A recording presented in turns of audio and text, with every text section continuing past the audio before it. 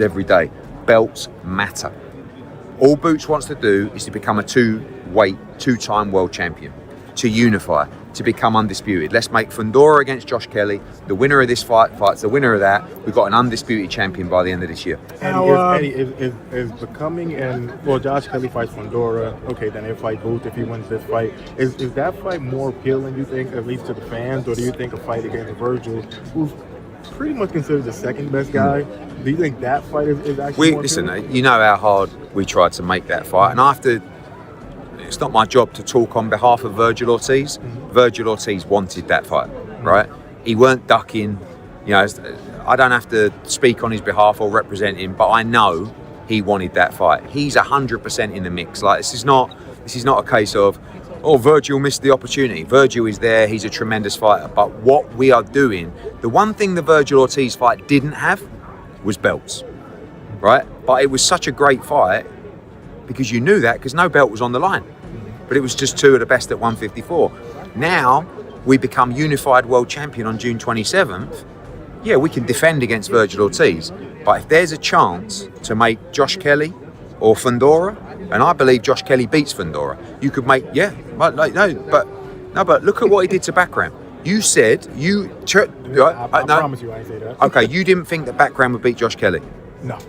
You're telling Porky Pies. I'm telling you, I think you thought Josh Kelly was going to beat Bakram. I did actually. I've always been high on Josh Kelly, man. I'm telling you. Listen, he's a tremendous fighter, but not even I was completely convinced that Josh Kelly would beat Bakram. No, but you say that now. You say that after the fight. But when Bakram went through Tim Tszyu, he was a monster that no one wanted to fight. I don't know. I just never felt that way. Yeah, but no one wanted to fight him. So not everyone could be wrong. That was a great win. Fundora is so awkward and so different. But I believe Josh Kelly beats him. And then I believe we could have two of our fighters fighting for undisputed. So when you look at a Fundora, though, I mean, I know you got all the confidence in the world in Boots, but do you kind of look at him and say, God damn? Like, yeah, of course, because he's so unique, isn't he? Yeah. What is he, 6'7"? Taller than Joshua, I think. Or maybe but he's a 154 pounder. But you've got to be good enough to adapt to everything. And that's the problem. A lot of these guys, no disrespect to Keith Thurman, he's been done for a while. But Tim Tszyu, these kind of guys, they're all great fighters, but they just can't adapt to styles. Josh has got an unbelievable IQ. Boots has probably got the best IQ in the game, I think. They can adapt in those kind of fights, and that's what you need to see. Problem. Because how do you prepare for it? I mean, until you get in there, start getting hit by these fucking arms coming from anywhere. But he's a great fighter, and that's what we want to see. We want to see the best be the best. They say with Fundora, a lot of times the fighter either sure to get out of pocket or they rip bicep. Do you feel like that could be a problem with Jaron Boots? And if Jaron Boots is good in there and fight, I think Boots is capable of doing. Like Boots is the first fighter with this kind of IQ that can also fight. Right, and that's what I think you guys know. So what I mean by that is there are so many fighters with the IQ of Boots or similar IQ that styles do not entertain or overly entertaining. Do you know what I'm saying? Like when you talk about IQ in the sport, tell me the top 5 guys who've got that kind of IQ. Shakur, Devin Haney, Tank maybe, but Tank's exciting, but whether he fights again's another story, right? So those kind of guys, did you get what I'm saying? Did you get what I'm saying? But Boots will sit in the pocket, he will fight you, he will attack you. He can box off the back foot, but he actually likes to come and fight. And Crawford the same way, obviously. Yeah, I think a little bit, but I still think Boots is more aggressive than Crawford. But Crawford's also retired, right? So right now, like what I'm saying is, most of the time, guys with IQ like Boots don't sit in the pocket and are willing to trade and fight and try and knock people out. Do you know what I mean? And that's why he's so exciting. That's why he's such a draw. And in this fight, it won't just be a one-way boxing masterclass. It'll be Boots taking chances, sitting in a pocket, maybe getting hit himself, but trying to knock out, not trying to go 12 rounds, not trying to put on a boxing masterclass, not trying to tell you after how he didn't get touched, and it's all about hit and not get hit. So you're saying that he's going to be very aggressive? He's always aggressive, but he will. Like I think Zayas will be aggressive. Like I think this is going to be a firefight. I really do. I think Zayas is a young man who's very talented and got massive balls, he'll become like I think they think it's the size that's going to show in this fight, and I think they're going to try and physically overwhelm Boots. I don't think that's possible, but Is that because of the experience? Or like you say, I think he's so good. Honestly, like I think Boots Ennis is a future pound for pound number one of the sport. But you have to produce. This to me feels a bit like Canelo, in the point of a young generational great who's rolling the dice probably a little bit too early. But that's what made Canelo great, is the fact that he took that kind of fight and had the balls to do it. So you have to respect Zayas, and the fact that he's willing to do it, he's a serious threat. Because he's not an idiot. Top rank aren't idiots. Like Do you think after this fight, should Xander lose, will he come out like Canelo came out after? Depends how he loses. I mean, like the way Boots is talking. I mean, like he's telling me I'm going to take this kid to pieces on June 27th. And I'm telling you as well, there are so many more levels to Jaron Ennis that you guys haven't even seen yet. You need a great fighter to bring it out of you. Stanionis brought that out a little bit because I thought that was an incredible performance. That was number 1 v number 2. That was supposed to be a real tough fight. It was an absolute one-sided beatdown. Are you surprised how much confidence that Xander Zayas have against Jaron Boots Ennis? Yes. But you should have that confidence. But it's really normally the team around you that would say, whoa. Like, Boots can come. That challenge can come. Like, this kid is a superstar, right? He's just unified the division. He's just done the big Super Bowl, Bad Bunny. Like, his momentum is fantastic. He's a good-looking kid. He speaks well. He's a great fighter. Like, that's why I'm still a little bit baffled. And that's why I respect him so much, because we as fight fans should respect him so much. Puerto Rico should respect him so much. Because we all moan, don't we? And everyone's like, how are you going to get Boots a big fight? How are you going to get Boots a big fight? And I'm sitting there after the Ortiz stuff going, who?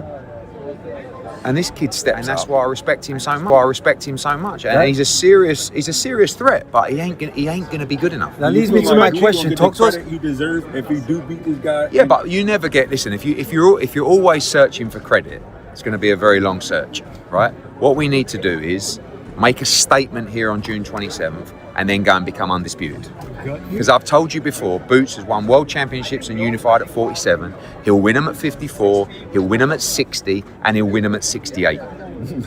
He will. Take us through the process of signing Jaron Ennis, taking him to Philly, undisputed at 47, and now here unified at 47, and here unified at 54. Talk to us about that process. So when we signed Boots, everyone said he doesn't sell in Philly.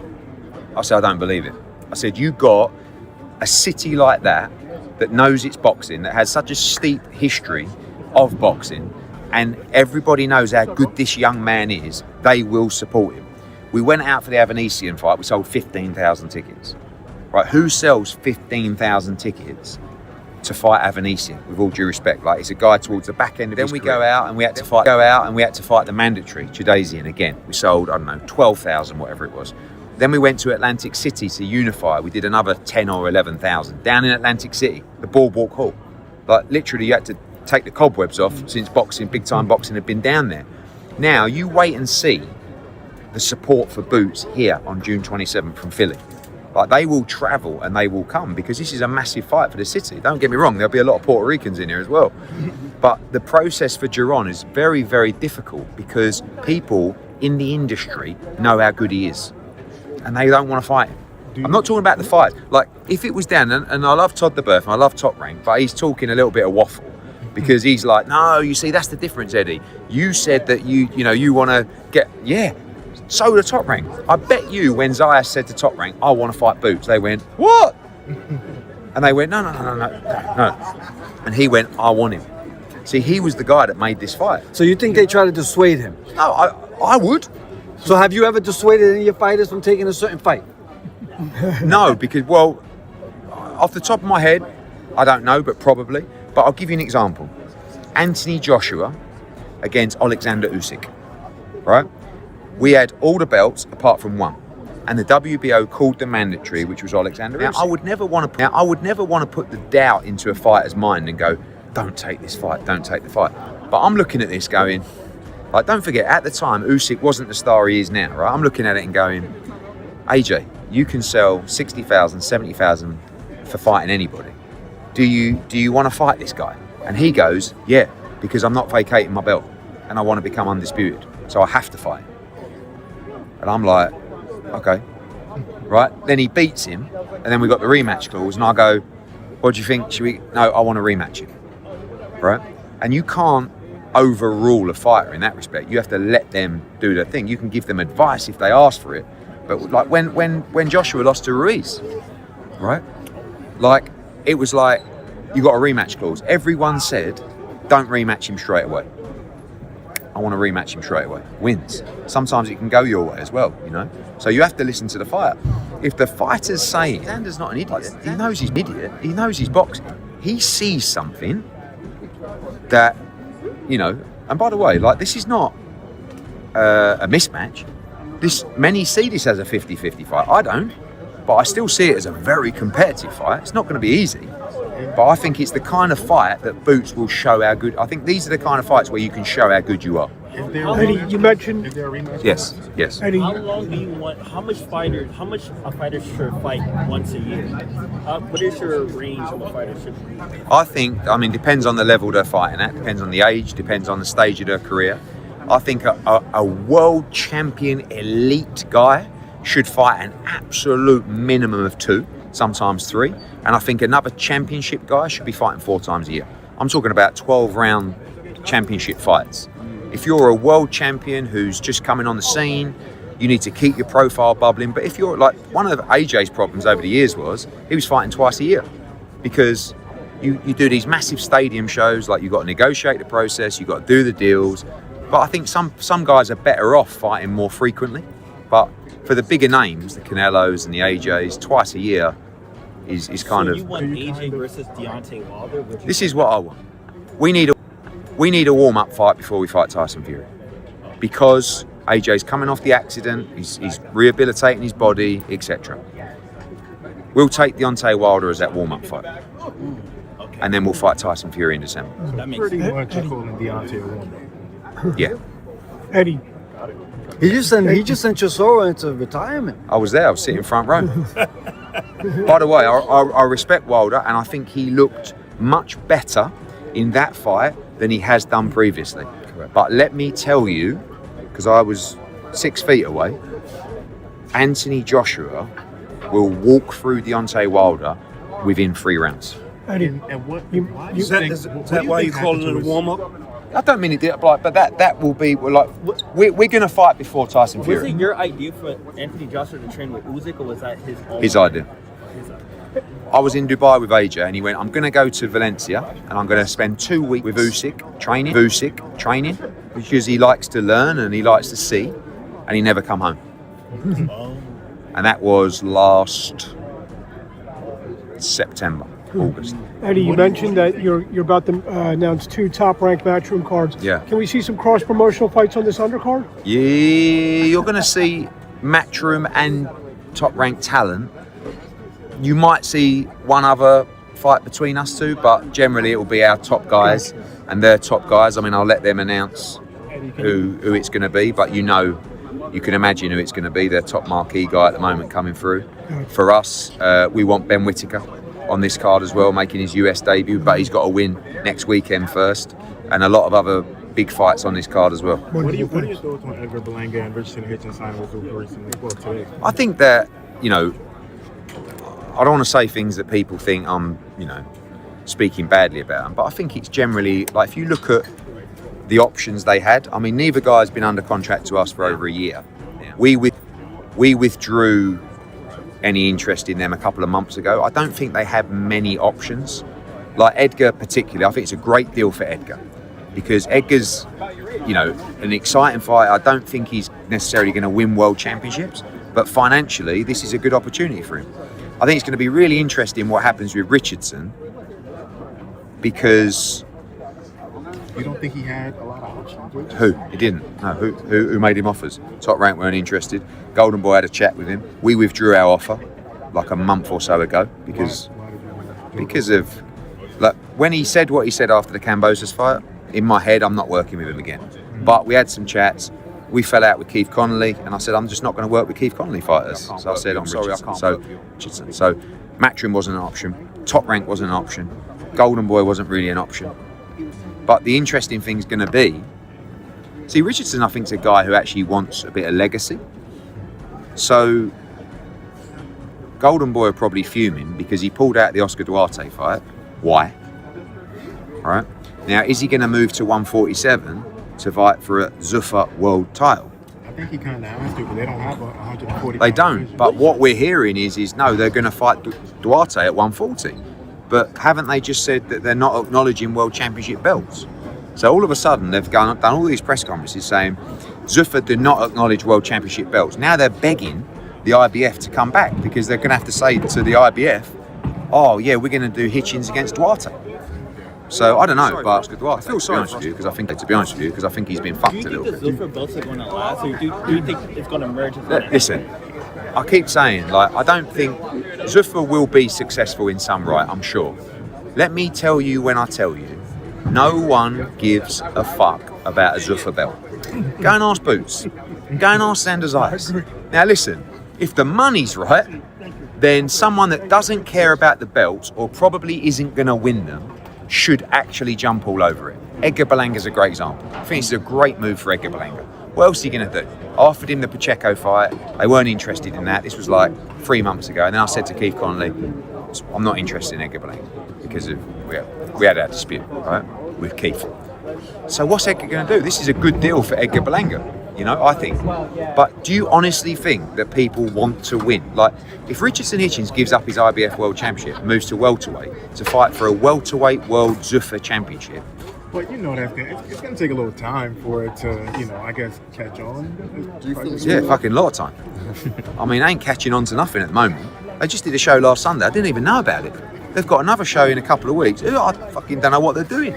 They're giving Conor Ben 15 million to fight a Crocs Regis program on Saturday. They don't know what they're doing. Now they're powerful, but they don't know what they're doing. Do you feel it's low risk and just high financial reward? The reason why a lot of guys are saying like, well, you know what, I'm gonna get it. By the way, listen, if you can get a great deal, go and take it. But if you care about your legacy and you want to be great, don't take it. But certain guys, I gave an example there, 100%. Fucking yeah, I think it's a good move for Edgar Berlanga. Get your money, right? And then. Do you think he's just not the guy? He's Who? just not that good, Edgar? Edgar's a good fighter, but I